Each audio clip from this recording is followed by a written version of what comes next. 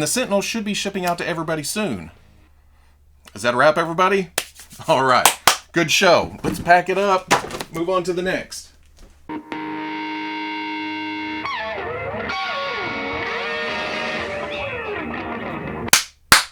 Okay, people, welcome back to another Fwoosh Weekly. As always, I'm Robo, and we're just going to jump right into it. This week's comment of the weekly comes from Damian King, who says, "Nope, too shiny." He posted this on my review of the HasLab Sentinel, and there's a lot of complaints for the figure, but this, well, I guess I had heard some about paint and colors, but just the overall sheen, that was the deal breaker for Damian. It's just so simple, so pure, and I'm not trying to make fun of it. It caught me off guard because I'm used to, more. But Damian, nope, he leaves it on the table. He's just like, nope, too shiny.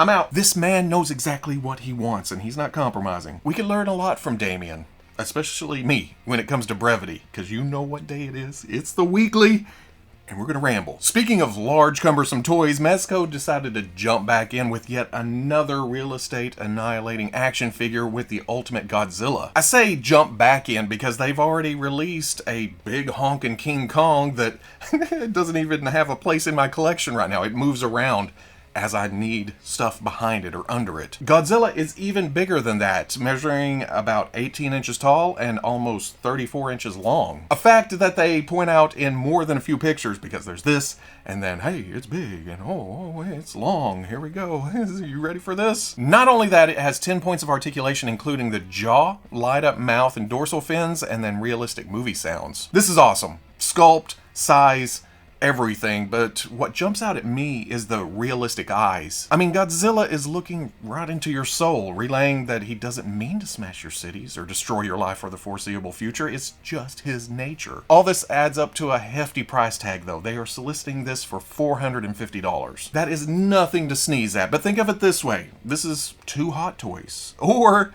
a 5/8 of the Blitzwave Voltron. That makes it a little bit more tempting, huh? Scheduled for late summer, early fall 2022. When it comes to 4 Horsemen's Cosmic Legions, the time for teasing is over. The first wave is up for pre-order right now, and it is a rowdy crew. The story here seems to be centered around a prison planet of some kind, but somewhere within that is a gladiator arena, and then bustling around are scientists doing some kind of underhanded experiments or something. It's crazy. Turns out this is High Warden Slog, who actually runs the prison, which is way off from my guess that he's just a gentle scientist trying to do his own thing. No, the scientists are represented by the TU-5CC engineer, science officer, and sentry. I like how all the designs are uniform, but then each one has a uniqueness to it. It's not just cookie cutter.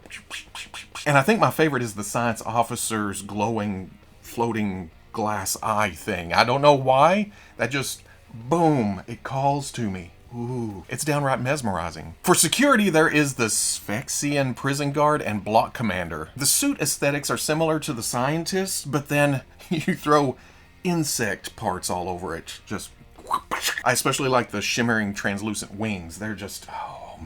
But you know what every prison needs? Inmates / gladiators. Kragnar is obviously one of the stars of the gladiator pit, and I gotta think Vorga gives him a run for his money. But then I'm not quite sure what's going on with the 2 versions of Oleg Thygar. Y'all are killing me with the names, but it's not much different than any other space-faring operas that we know of. The brief bios make it sound like he was kind of ambushed and thrown in the prison against his will, like he didn't do anything, but then when he was in prison, because he didn't like it, and he voiced that opinion, tried to escape, they threw him all the way down to the gladiator pits.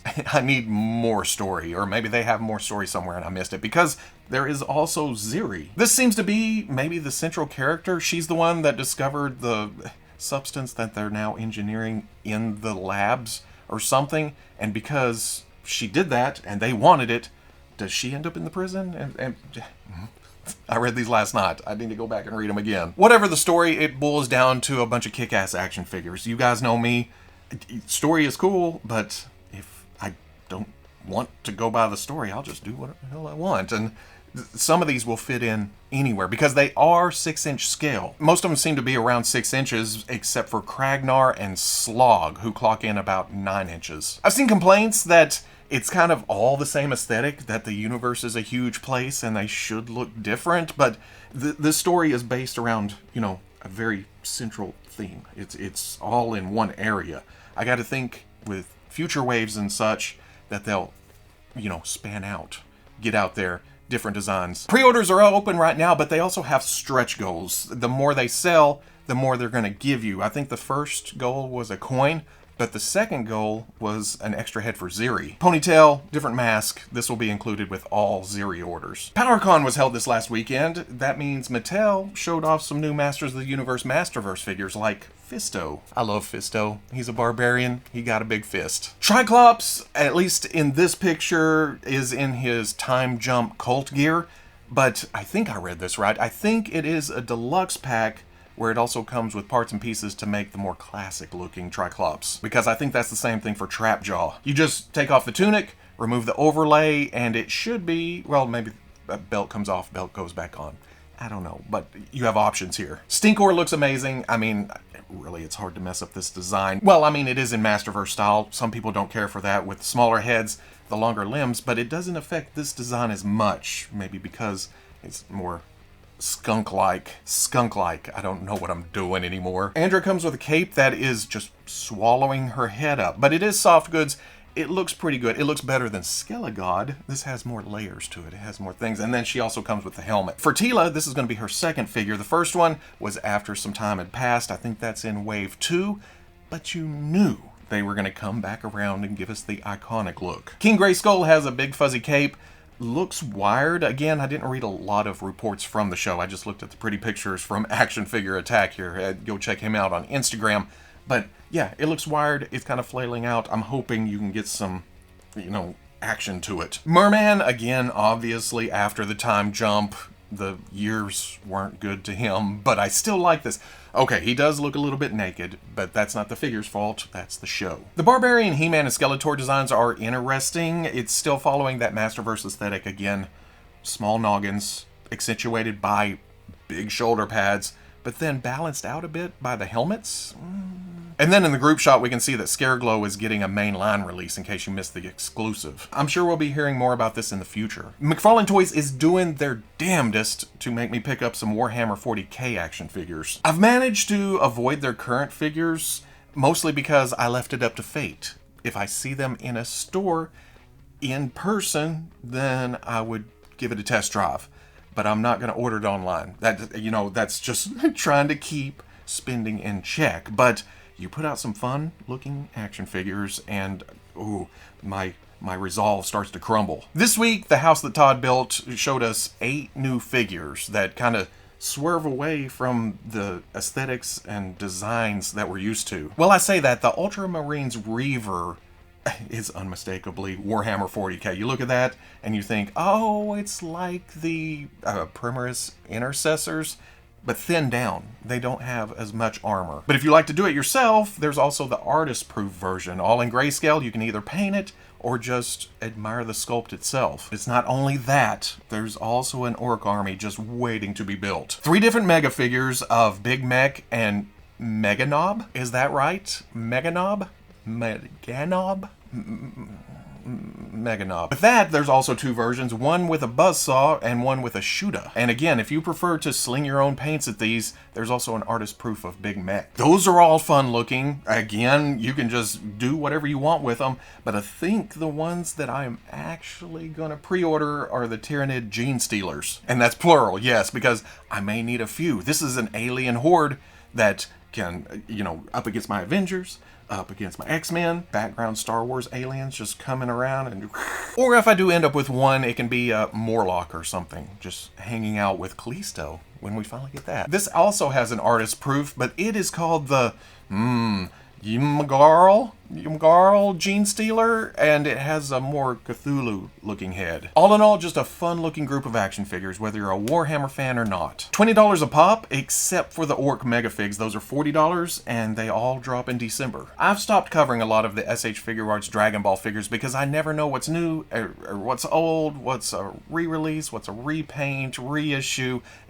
I don't know. I can't keep track. But when they solicit something like the Super Saiyan God Super Saiyan Son Goku KO Ken event exclusive color edition, which is exclusive to New York Comic Con and Bandai for $60. That I can keep up with. All the information I need is right there in the title. Super Saiyan God, Super Saiyan Son Goku, Kaioken. I'm guessing since it says color edition, it's the shininess of it all, and this is a reissue of a more dull version, or this is coming out now and there's going to be a different paint version later. Either way, if you're going to New York Comic Con, you can pick up the Super Saiyan God, Super Saiyan Son Goku, Kaioken event exclusive color edition. Or maybe I just like saying Super Saiyan God, Super Saiyan Son Goku, Kaioken because it's just amazingly ridiculous of how many Super Saiyans you can fit in there. And fair warning, if you say Super Saiyan enough, it loses all meaning whatsoever. I mean, not that it has a lot of meaning to people who don't know Dragon Ball, but yeah, Super Saiyan God, Super Saiyan Son Goku, Kaioken. You can say that enough. And sticking with Bandai, I want to say it was kind of out of the blue that this week they solicit their SH Figuarts Eternals figures, but then again, I kind of expected it, right? The movie was pushed back, they've had extra time to work on it. In fact, it seems that these are already produced. I think Ami Ami had a review sample that they showed pictures of, and the pre-orders go up this week, releases next month. But it all started out with this tease, which probably wasn't the greatest idea. I know me and a lot of other people looked at it and thought, oh, it's kind of blurry, kind of drab. The likenesses are kind of off. What's with the colors of the costumes? Then later in the week, they showed pretty promotional pictures and much more impressive. Icarus looks nice with the deep blues and then the gold accents on top, but looking at this design, I gotta think there's a lot of room for error at the factory when it comes to that fine line work. The power effect is nice, although I don't usually care for the stand holding up, stuff like that. But then the alternate head, power eyes, the energy crown coming up over, that looks cool. I'm gonna say the same about Cersei with the costume. The greens and the whites, they just pop. But then she also has some beautiful gray fades at some of the ends of the costume. Not sure what this Spike thing is. She does have an alternate head with power eyes, but it's just the other head with the eyes not painted. It's the same expression, which I guess you could say about Icarus too, and you can also say that about Kingo. Although the likeness is much better than that initial image, and the purples, I think that's what grabs me the most about these three figures. Not the most exciting of costumes, as we've discussed into the ground, but maybe that'll change when we see the movie. Hopefully that'll be good. We'll have a lot more attachment to the characters, and the figures will have places on the shelves. I noticed they didn't sculpt the details into the costume like Marvel Legends did, but where am I going with this?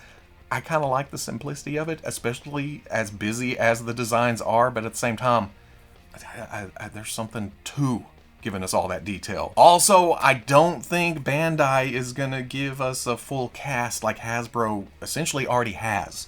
They may eventually, because they do like to drag that kind of thing out. With Hasbro, you order the first wave, you're done for the most part, except for a couple of exclusives. But at $55 a piece, they seem a bit more affordable than other SH Figuarts releases. And like I said, they release next month. Another week, another Hasbro Fan First Monday, another set of Marvel Legends pre-orders. The boys are killing it with reveals. I mean, it gives a little something for everyone. If you didn't like what you saw on this one, they'll be right back around to show you something else. They started this stream with the Pulse exclusive Excalibur set that we had already seen, and the Pulse exclusive Army Builders of the Skrull single release and the Shield 2-pack, which went up for pre-order this week, and then the Skrull and the Shield pack sold out. Then they started right into the next Spider-Man retro wave with Symbiote Spider-Man. We talked about this last week. Jay Hernandez got the exclusive reveal for this over on his YouTube channel. Go over there and check it out. I don't have the words. He has the poses. He has the words. Go look. Next up was Hobgoblin in a more animated series inspired look, although I guess that's up for debate with some people. Brighter colors, no scale on the limbs, but I do wish they went with a different head. This is one of those, if it's like the first one, the hood is separate from the head and you have to do some adjustments. There's some pictures here that are just kind of big forehead. Ben Reilly on an updated body gives us another chance at that big spider logo suit. And even though I don't have a lot of experience with Ben, I've always liked this costume. It's vintage, it's modern, it's a nice mix. Hammerhead gives us another classic villain who may not be as prominent as some of Spider-Man's other Rogues Gallery members, but still, beautiful addition to the shelf. I didn't like the idea of reusing Happy Hogan's body because I thought, oh, that's going to be small compared to all the other muscled up comic characters. But then I actually walked in there, grabbed my Happy, put it on the comic shelf and thought, oh, that actually stands a little taller than the rest of them. So totally appropriate. I'm happy with this, especially with the added vest and the new head sculpt. Shocker, much needed upgrade. We've had a few Shockers in the past, but one didn't have elbows because of an action feature, and then the last one didn't have the bed mattress material sculpted in. It was just painted on. This, ooh, it's sculpted. A little light on the paints.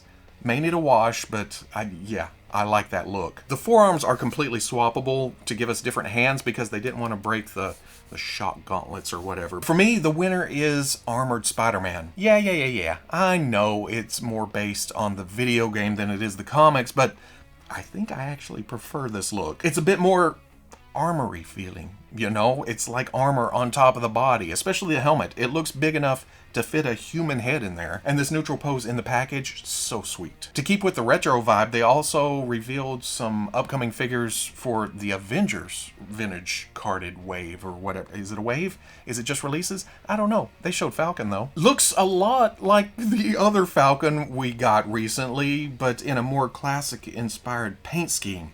Even though, from what I understand, the other Falcon we got was modern, and this costume actually came after that. I don't know, it's Falcon. Comic Book Loki also gets a re-release on a retro card. It's still missing the scales on the front. Do get a new head that looks older. In fact, if I didn't know any better, it looks like it was inspired by the Loki series, and then he also comes with 2 knives. But if you don't care for that new head, it also comes with the original head. And then finally, female Loki, or Lady Loki, or whatever you want to call this. This originally came in the A-Force box set at Toys R Us, I think it was. And yes, a lot of people have this, but some people missed out. I never got that set. End of the day, you can either take it or leave it. It's just a way to get easy repaints and retools out there to capitalize on the Disney Plus shows. And then you know the live streams, they always end with teases. Number 1, there will be a Legends 6-inch scale figure without legs. This was from Dwight, my fellow Reaver lover, so I gotta think it's Bonebreaker, right? He ain't got no legs. Tease number 2 from Dan, there will be another Legends 6-inch scale figure on the oversized Spider-Man Toy Biz blister card. I want a new Rhino of some kind, but I see a lot of guesses for Lizard too. And then tease number 3 was from Ryan, so you know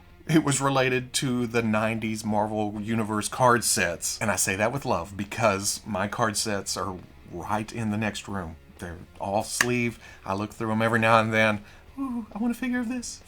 Anyway, there will be at least 2 characters who have never appeared in Toy Biz or Hasbro Legends 6-inch line who are also featured in the Marvel Universe Series 2 1991 card set. I'm not going to go through all the choices. I mean, there's not a huge amount, but we already went in depth with that on the last Monday Fwoosh Live. If you want to see that, go check that out. Speaking only for me, I have a good feeling about Speedball. They like trickling out those new warriors, and he just makes sense. I'm also rooting for Sleepwalker. I'm not a huge Sleepwalker fan, but he is high on a lot of wish lists. So you got to think at some point they're like throwing bones. Then Dwight popped up this barrel with bullet holes and a stand peg hole, and I have no idea. Popular theory is Daredevil because of, you know, the barrel coming over splashing. I honestly do not know. To cap off the live stream, Ryan held up an insert of some kind with a graphic on it and then the domino card beside it for scale. If you look close and think back to the original Toy Biz Legends Wave 1, this is an almost exact match to the Captain America base. This also ties into the old school Marvel Legends logo base that was shown a while back. Notice the slot on the back of the stand. That was the end of the live stream, but that's not all. Marvel Unlimited also announced their annual Plus membership kit exclusive Captain Kitty Pride. Okay, it is the Kitty and Lockheed we already have with a scarf. Some people are thinking from silk, and then a sword. If you zoom in, there does seem to be a band-aid on the nose, so that's something different. Oh, and Kitty, that's not how you hold a sword. Annual Plus is $99 a year, and I don't remember when they ship out the membership kits. Hasbro also solicited their next Fortnite Victory Royale. I'm never gonna get used to saying that. It's just It's too soon. Their next Victory Royale series release with the Jules and Ohm Deluxe Pack. As much as I hate to see Jazzwares go, it's nice to see Hasbro just continue on. They're not changing up too much. They're taking out the articulated fingers, which is not a bad thing, and they are Hasbroing it up. Why is there hinge and swivel at the elbow? Link's got double elbows, and I'm guessing they're about the same size in the arm department.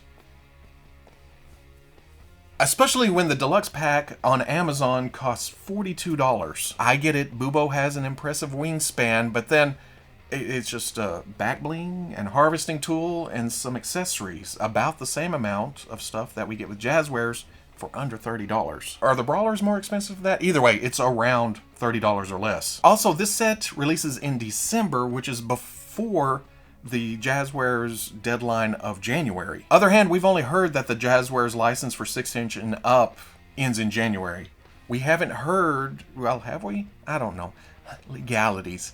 But we don't know if the Hasbro license starts before that or if it has to start in January. Because I think Wave 1 solicited for October release. And before you start freaking out that Jules doesn't come with any guns and you're thinking Hasbro is pulling guns away from action figures based on a game that use mostly guns. Remember Wave 1 where Chaos Agent, Lynx, and Ripley all come with guns. So there's no need to freak out. And here I thought I wasn't going to get to do this week. Super7 is teasing their Teenage Mutant Ninja Turtles Ultimates! Wave 6 with a glance at a battle-damaged Mouser. I'm figuring another tease will pop up sometime over the weekend if it hasn't already as I'm recording this. So there will be more to talk about next week, because Wave 6 goes up for pre-order then. Who could it be? Who could it be? But that transitions beautifully into our first look at the NECA Loot Crate exclusive Teenage Mutant Ninja Turtles Dark Turtle. Before the Loot Crate set, I had no idea this concept existed, and then when they teased it,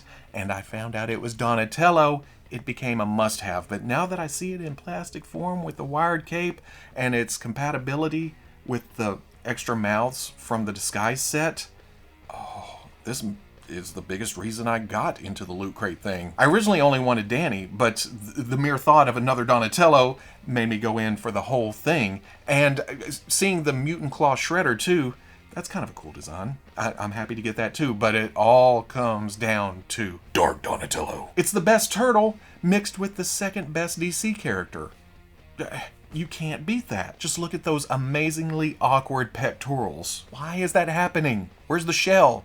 And why does it look cool? And yeah, I know this is useless info to people who missed out on the Loot Crate thing, but I had to talk about it. I mean, just look at it. And that's it for this week. You know the drill. Probably not.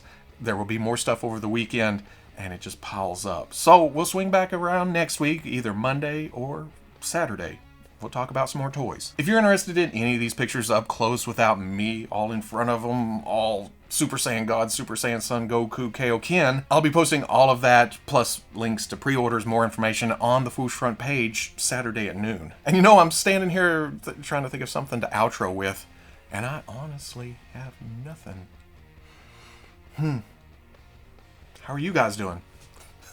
Doing okay? I mean, I know there's a lot of toys out there. It's almost time to get more picky and choosy because there's so much stuff out there. I've actually been canceling some pre-orders just because of, one, some things I buy.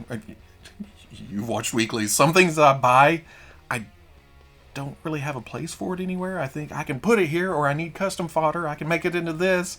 And then a lot of that stuff sits.